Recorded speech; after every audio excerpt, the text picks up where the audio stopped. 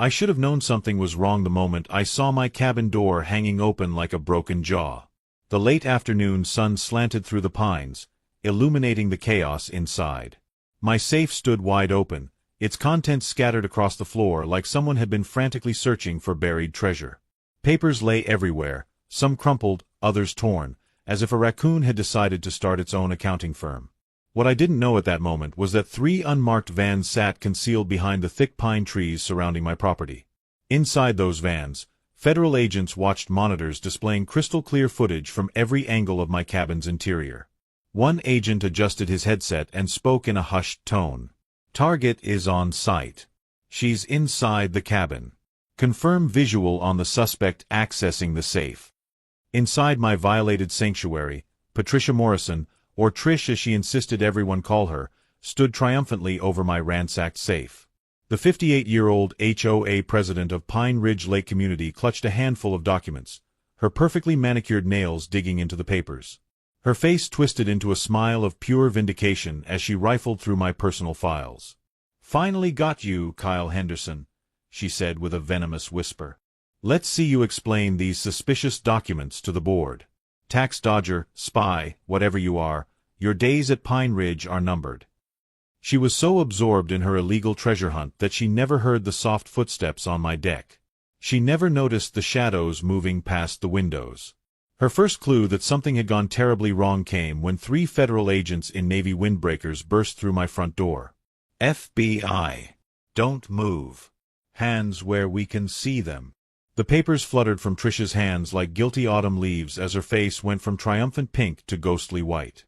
Let me back up and explain how I ended up watching the neighborhood's most notorious busybody get arrested by federal agents in my own living room. My name is Kyle Henderson, and I'm a cryptography professor at the University of Colorado. 6 months ago, I inherited this modest A-frame cabin on Pine Ridge Lake from my late Uncle Theodore. I'd planned to use it as a peaceful retreat during my sabbatical, a place where I could pursue my research on alpine lichens and maybe finally finish writing my textbook on encryption algorithms. The cabin sat on 2 acres of pristine Colorado wilderness, complete with a private dock and stunning views of the Continental Divide. It should have been paradise. Instead, I'd walked into what felt like a suburban Cold War, complete with surveillance, espionage accusations, and enough petty regulations to make a tax code look simple. The Pine Ridge Lake Community HOA ruled this little slice of heaven with an iron fist wrapped in a velvet glove of community newsletters and passive-aggressive violation notices. The moment I arrived with my moving truck, I could feel eyes watching from behind pristine curtains. Within hours, I received my first visit from Patricia Morrison, the self-appointed queen of Pine Ridge Lake. She showed up at my door wearing a blazer with an HOA pin the size of a small dinner plate, carrying a 3-ring binder that could have doubled as a weapon. "Welcome to Pine Ridge Lake," she said with a smile that never reached her eyes. "I'm Trish Morrison, HOA president, and I'm here to ensure you have a smooth transition into our community standards." She proceeded to spend the next 45 minutes explaining rules about everything from the acceptable shade of brown for deck stains to the precise angle at which boats must be moored. I nodded politely, offered her tea which she declined, and tried to seem interested in her dissertation on the historical significance of maintaining uniform mailbox heights. But her demeanor changed the moment she spotted the old satellite dish on my roof. It was a non-functional relic from the 90s that my uncle had converted into an art piece, but Trish's eyes narrowed with suspicion. "What exactly is that device?" she asked with an accusatory tone. I explained it was just decorative, but I could see the gears turning in her head. From that moment, I became her primary target. The violations started arriving within days. First, my window blinds were the wrong shade of beige. Then my dock wasn't properly aligned with what she called the HOA nautical grid, which I'm pretty sure she made up on the spot. She cited me for suspicious nocturnal activity when I had the audacity to read a book on my porch after 10 p.m. Each violation came with increasingly steep fines and threats of legal action. The other residents whispered warnings when I encountered them on the walking trails. "She drove the Johnsons out last year," an elderly man told me while pretending to admire the lake view. "They painted their shutters navy instead of approved midnight blue." A younger couple shared how she tried to fine them for having too many kayaks. "Apparently 2 is the limit, and our paddleboard counted as a 3rd vessel," the woman said with a bitter laugh. But everyone was too afraid of becoming her next target to stand up to her reign of terror. Things escalated when Trish started a next-door campaign against me. Her posts grew increasingly unhinged. "Some of us moved here for peace and safety," one read. "Others bring their big city surveillance equipment and mysterious late-night activities. What exactly is Professor Henderson researching in that cabin? Why does he need that satellite equipment? What is he hiding?" She even suggested I might be running some sort of illegal operation, though she was vague about what kind. I tried to ignore her, focusing on my lichen research and enjoying the natural beauty despite the human-made drama. But then I started noticing disturbing signs. Tools moved from where I'd left them. My garbage cans rearranged. Once, I came home to find fresh footprints on my deck and my doormat askew. The final straw came when I discovered clear evidence someone had been inside my cabin. Nothing valuable was missing, but papers had been shuffled, drawers opened, and someone had definitely tried to access my safe. What Trish didn't know, what she couldn't have known in her bubble of HOA paranoia, was that my Uncle Theodore hadn't been just some retired engineer living out his golden years by the lake. He'd been a contractor for the NSA, specializing in cryptographic systems for sensitive government communications. The safe in my cabin contained several encrypted hard drives with data related to an ongoing FBI investigation into a major cybercrime ring. I'd known about the drives when I inherited the cabin. Being in the cryptography field myself, I understood their significance immediately. I'd contacted the FBI within days of taking possession of the property, and we'd arranged for me to maintain custody of the drives while they continued their investigation. They'd made copies of everything, but wanted the originals kept secure and undisturbed to maintain the chain of evidence. The agents assigned to the case had asked me to keep the arrangement quiet to avoid tipping off the cyber criminals they were tracking. So when I reported the break-in to the local police, it triggered a much larger response than Trish could have imagined. The FBI Cybercrimes Unit immediately shifted from passive monitoring to active surveillance. They installed hidden cameras throughout my property with my permission and began watching for the intruder to return. They didn't have to wait long. Trish's obsession with proving I was up to something nefarious made her predictable. The second break-in came exactly 1 week later, on a Tuesday afternoon when she knew I'd be at the university. This time, she came prepared like some sort of suburban cat burglar. She wore black leggings and a dark hoodie, completely abandoning her usual pastel HOA president aesthetic. She carried a small crowbar, lock-picking tool she'd clearly ordered online, and most ridiculously, a flash drive labeled Community Watch Evidence in permanent marker.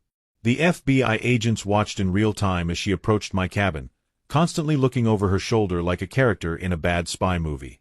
She fumbled with the lockpicks for several minutes before giving up and using the crowbar on a window. Once inside, she went straight for the safe, apparently having memorized its location from her previous visit. It took her 20 minutes of struggling with the combination lock, but somehow she managed to crack it open. "Bingo," she said with a triumphant tone, pulling out the hard drives and various documents. She started photographing everything with her phone, muttering commentary for what I assume she thought would be her grand presentation to the HOA board. Exhibit A, Suspicious Encrypted Devices. Exhibit B, Documents with clear government markings. I knew he was hiding something. This is probably connected to that satellite dish. Maybe he's selling information to foreign powers. The HOA has rules against espionage. She was so caught up in her fantasy of being a neighborhood hero that she actually started uploading files to her personal cloud storage. The FBI agents couldn't believe what they were watching. "Is she seriously stealing classified materials right now?" one agent asked with an incredulous tone. His partner nodded grimly. "She's making this too easy. We've got her on at least 4 federal charges already." They waited until she'd incriminated herself thoroughly, then gave the signal to move in. The arrest was swift and shocking. 3 agents entered through the front door while 2 more covered the back exit. Trish stood frozen in my living room, still holding a hard drive like she'd been playing the world's worst game of hot potato. The lead agent, a no-nonsense woman with steel gray hair, read Trish her rights while another agent carefully bagged the evidence she'd been stealing. "Patricia Morrison, you're under arrest for breaking and entering, theft of federal property, obstruction of a federal investigation, and interference with classified materials." Trish's mouth opened and closed like a beached fish. "But I'm the HOA president," she managed to squeak out. "I have authority to investigate violations." He has an illegal satellite dish. He reads after 10 p.m. His blinds are the wrong shade of beige. The agent securing her handcuffs actually paused for a moment, clearly trying to process that last complaint. "Ma'am, I don't think the federal government has jurisdiction over blind colors," she said with a completely straight face. As they led Trish out of my cabin, half the neighborhood had gathered on the street. Ring doorbell cameras and smartphones captured every moment as their HOA president was placed in the back of a federal vehicle, still wearing her black burglar outfit but with her perfectly styled hair now disheveled from the arrest. She kept protesting about community standards and suspicious satellite dishes while the agents maintained professional silence. I arrived home just as the convoy of federal vehicles was leaving. Agent Sarah Coleman, who'd been my primary contact throughout the investigation, met me at my vandalized door. "Professor Henderson, I apologize for the damage to your property. We'll make sure it's repaired immediately." She handed me a detailed report of everything that had transpired. "Ms. Morrison is facing serious federal charges. Breaking into a location containing classified materials, even if she didn't know they were classified, carries severe penalties." The list of charges was impressive in its scope. Breaking and entering was just the appetizer. Theft of federal property, obstruction of justice, attempted trafficking of classified information, and something called digital interference with a secured government repository that sounded like something from a tech thriller. Agent Coleman explained that Trish's uploading of the files to her personal cloud had triggered additional cybercrime statutes. "She's looking at significant prison time," the agent said with a matter-of-fact tone. The news spread through Pine Ridge Lake like wildfire across dry pine needles. Within hours, an emergency HOA board meeting was called. I attended out of pure curiosity and wasn't disappointed by the spectacle. Board members who had cowered under Trish's rule for years suddenly found their spines. Stories poured out about her harassment, illegal entries into other properties, and abuse of power. It turned out I wasn't her first victim, just the first one connected to federal law enforcement. The vote to remove her from the board was unanimous, even though she wasn't there to defend herself, being busy with federal booking procedures. Her vice president, a quiet accountant named David, read a prepared statement about recent events compromising the integrity of board leadership, while trying not to smile. They also voted to reimburse all fines I'd paid and to exempt my property from aesthetic regulations pending a full review of HOA bylaws. The final courtroom scene played out 6 months later. Trish, looking far less imposing in her ankle monitor and court-appointed attorney, faced a federal judge who seemed bemused by the entire situation. Her lawyer tried to argue that she was just an overzealous community volunteer, but the evidence was overwhelming. Security footage, digital forensics from her phone and computer, and her own uploaded files created an airtight case.